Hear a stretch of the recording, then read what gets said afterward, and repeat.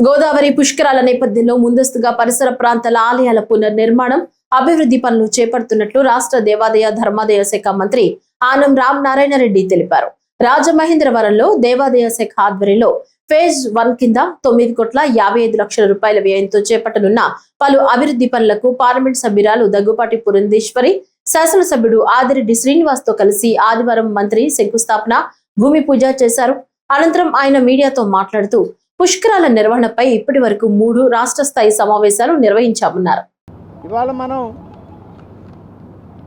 రాజమండ్రి ఈ యొక్క నగరంలో దాదాపు 9,55,00,000 రూపాయలతో 6 పనులకి శ్రీకారం చుట్టాం, శంకుస్థాపన చేయడం జరిగింది.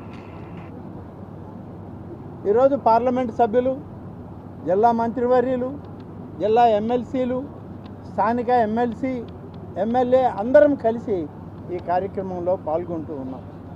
ఇది ఒక 2 వారాలకు ముందే అందరం కలిసి మాట్లాడుకున్నాం. ఏర్పాట్లు ఘనంగా ఉండాలి, ఇప్పటి నుంచి మొదలు పెట్టకపోతే ఆలయాల పునర్నిర్మాణం రాబోయే సంవత్సరానికి పూర్తి కావు, అందుకని ముందుగానే ఇవన్నీ మొదలు పెడతామని చెప్పి అనుకొని ఈ యొక్క 6 పనులకి 9,55,00,000 రూపాయలు ఇవాళ మంజూరు చేసి పనులు ఇవాళ శంకుస్థాపన చేయడం జరిగింది. పందిరి మహాదేవుడు శ్రీ కోటిలింగాల సత్రం, కోటిలింగాలపేట,